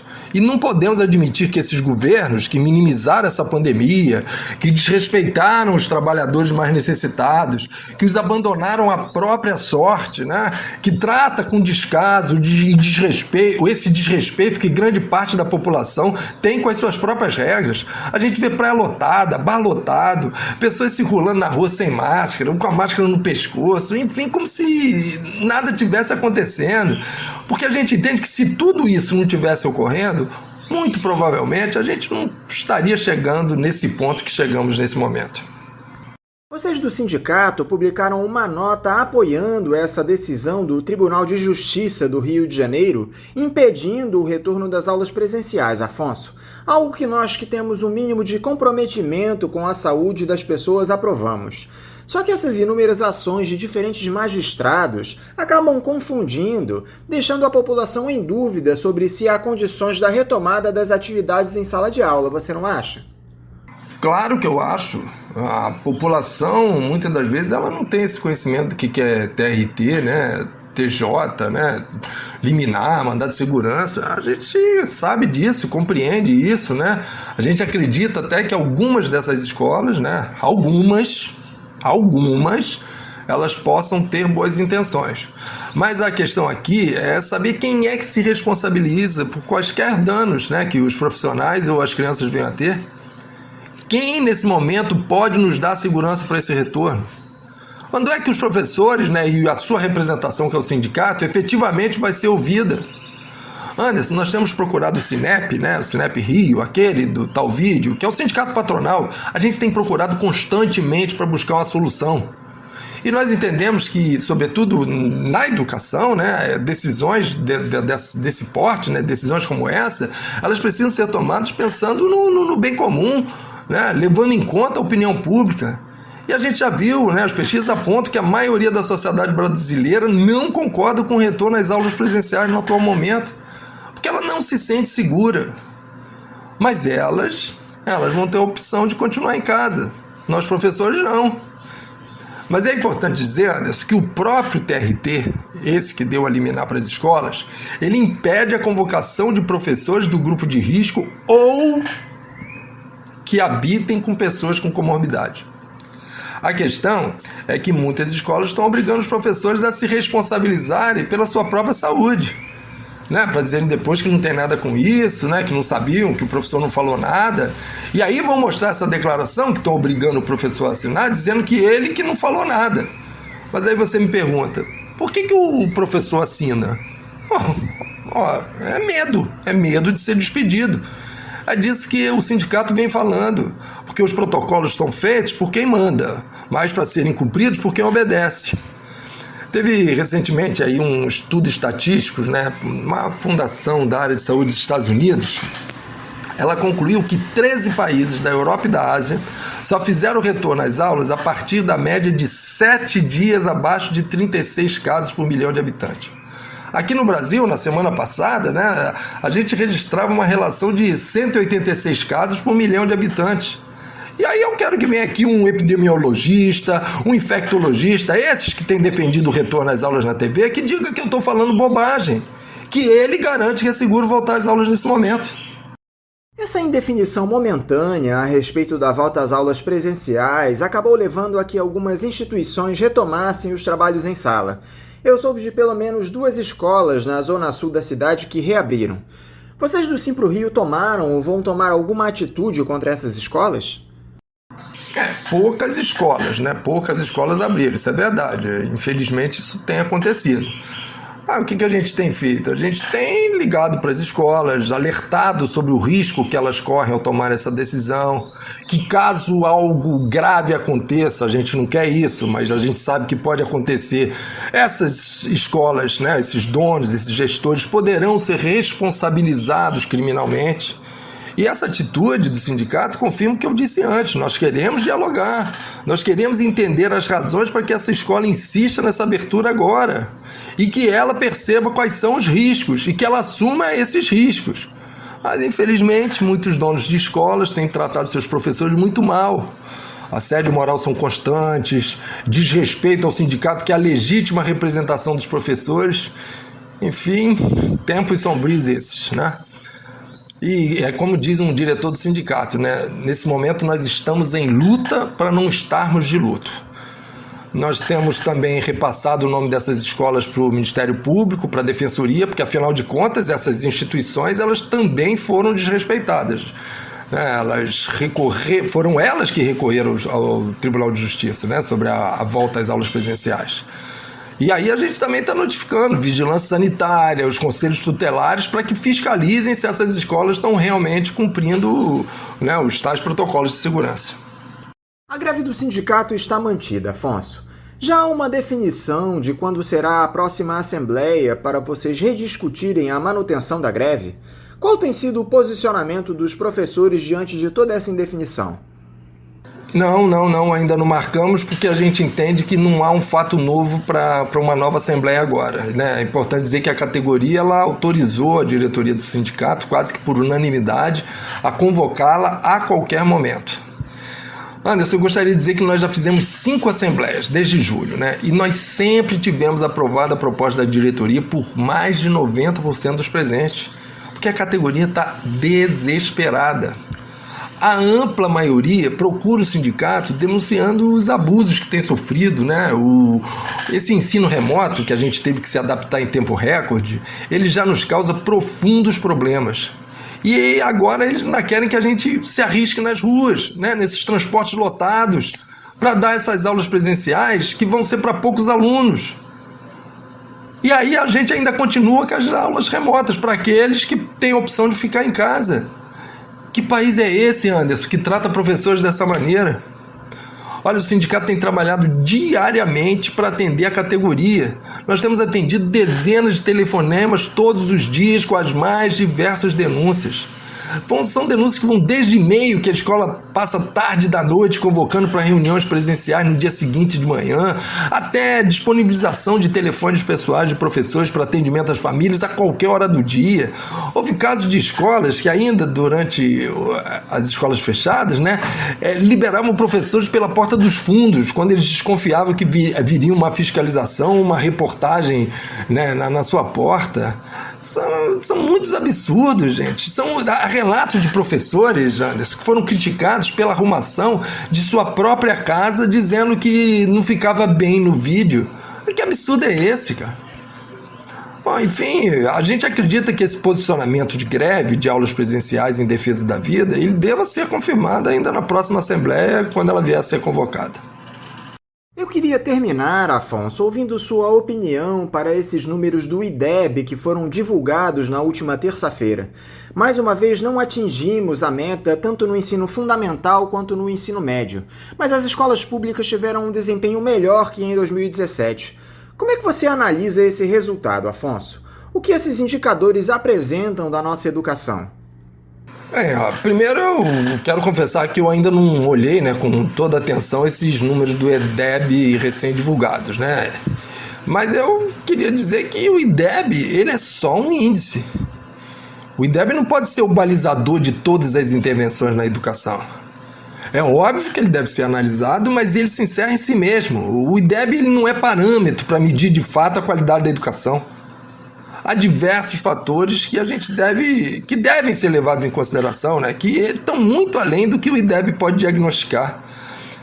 Inclusive, há educadores que defendem que o uso mais frequente do IDEB não é para melhorar a política educacional, né? É para treinar para a prova do próprio IDEB. Ou seja, não é a medição de um aprendizado real, é a medição de um aprendizado que está em construção, que foi construído. Talvez por isso que o IDEB tenha apresentado aí essa pequena melhora, né? Conforme eu disse, eu não analisei ele a fundo, mas parece que houve uma melhora. Anderson, eu tenho uma opinião que o IDEB ele não deveria ser usado para a elaboração de diretrizes que visem melhorar a qualidade do ensino. Ele é só um indicador, nada mais que isso. Mas infelizmente o que esse indicador está dizendo, né, é que há muito a se fazer ainda pela educação nesse país, né? Afonso Teixeira, muito obrigado por novamente dialogar conosco aqui no programa. Eu te desejo um ótimo dia de trabalho e deixo meu abraço. Um abraço para você também, para todos os seus ouvintes. Conversamos aqui com o primeiro vice-presidente do Sindicato dos Professores do município do Rio de Janeiro e região, o Simpro-Rio, Afonso Teixeira. Eu rapidamente já cumprimento o advogado, coordenador da Frente Internacionalista dos Sem Teto, a FISTE, e membro da Anistia Internacional, André de Paula. André de Paula, bom dia. Bom dia, ouvintes. Enorme satisfação em retornar a este programa para dialogar com o conjunto da sociedade, especialmente aos mais oprimidos, foco da tônica deste programa. André, eu quero te agradecer por mais uma vez você conversar conosco aqui no programa. André, infelizmente a ação de determinados grupos econômicos tem levado a nossa população mais vulnerável a situações de total desrespeito a questões básicas de cidadania.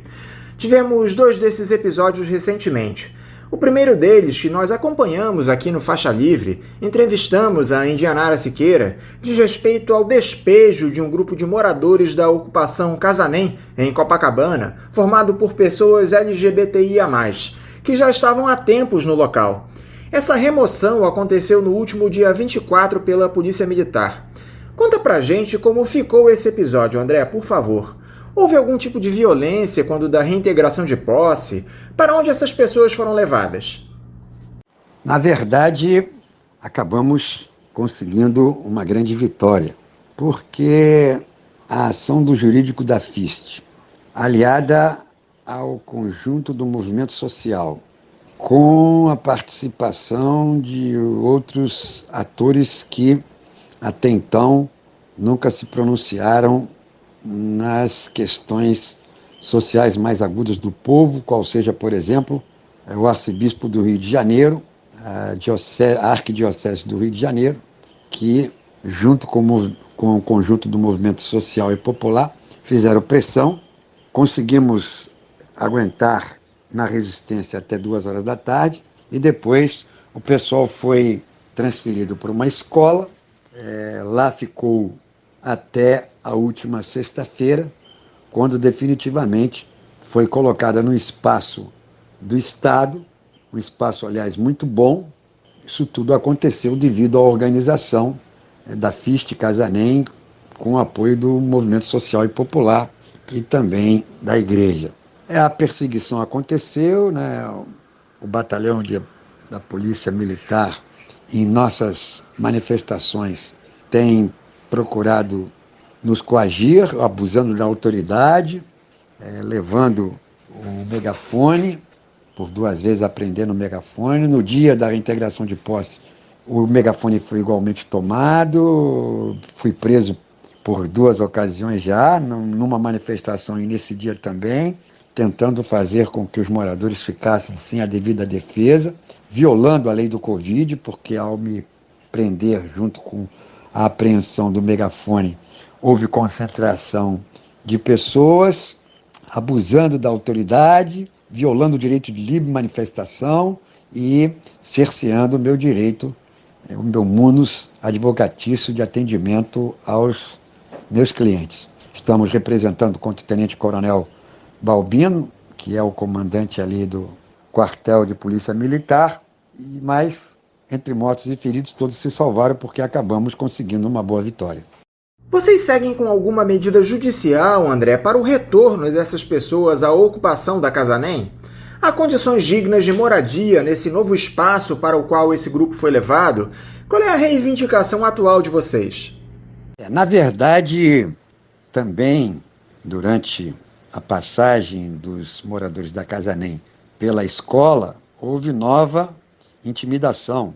Sem ordem judicial, policiais militares invadiram os assentados, o local em que estavam os assentados oficialmente colocados pelo Estado, uma contradição aí de posições, e uma condição inclusive de desobediência à posição do Estado, e lá coagiram os moradores e encaminharam a Indianara ADP de Copacabana, a 13ª ADP de Copacabana, intoleravelmente demonstrando abuso de autoridade e desobediência ao próprio ditame legal, qual seja, de que os moradores estavam lá não esbulhando, não turbando, não invadindo, mas sim assentados oficialmente. Não há por que reclamar nesse momento, porque o local foi aprovado, o local é muito bom, é ao lado do Castelinho, na rua 2 de dezembro, número 9, de modo que o local atende perfeitamente às demandas dos LGBTs, que estão dando função social, que estão fazendo obras de melhoria e atendendo o pessoal da periferia ali, os moradores de rua, e partindo para a continuação dos inúmeros programas sociais que eles têm, entre eles a comida coletiva também, né, outras assistências que dão aos vulneráveis e fragilizados, discriminados da sociedade, que são os LGBTs. Só que a covardia de parte do nosso judiciário não para por aí, André. Uma outra decisão controversa determinou o despejo da ocupação Filhos de Dandara, localizada no centro do Rio. Há uma série de famílias nessa ocupação, André, com várias crianças. Como se desenrolou este caso, André? A desocupação já foi efetivada? A criminosa desocupação, infelizmente, foi realizada. A culpa é do judiciário e também do governo do estado.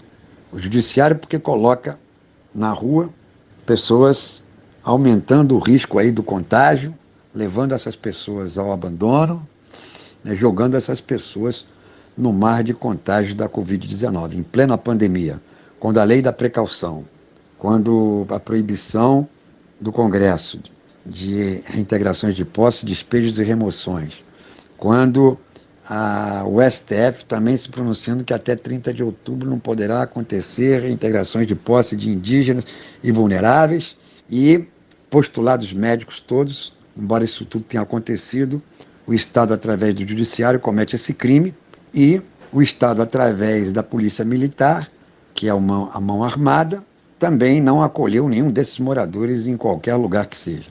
Embora, nesse caso, juridicamente, os moradores não recorreram à justiça para se defender. Numa desorganização que a gente imputa pelo desconhecimento das pessoas, né? E eles foram à FIST, depois de já estar tudo sacramentado, apenas demos o apoio para a resistência, para uma última tentativa de reverter no plantão judiciário, que não conseguimos, porque as cartas já estavam na mesa, a ordem do judiciário é para botar o pessoal na rua mesmo, cometer crime mesmo, e apenas alocamos e colocamos as pessoas em vários locais, alguns inclusive dentro de outras ocupações. Por que o nosso judiciário, André, trata as populações mais vulneráveis dessa forma? Por que esse tipo de medida contra quem não tem condições mínimas de dignidade? Porque o judiciário é um judiciário de classe. Ele tomou partido da propriedade, mesmo que esta esteja abandonada. Quer dizer, ele vira as costas para o próprio ordenamento jurídico, que diz que a propriedade abandonada não pode merecer proteção judicial e que a posse deve ser privilegiada. Mas os desembargadores, juízes, na sua maioria, são filhos de empresários, filhos de generais, filhos de patrões, filhos de grandes latifundiários, enfim. São da classe dominante e são filhos da propriedade e fazem opção por ela, de qualquer maneira, ao arrepio da lei. E o que é que nós, sociedade civil, podemos fazer para mudar esse cenário, André? Como resistir a tudo isso?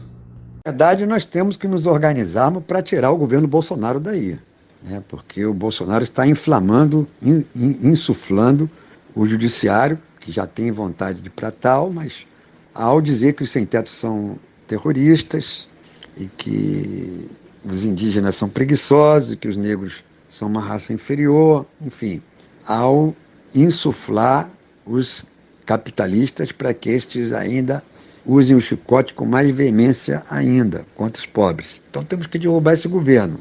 Nós não temos arma.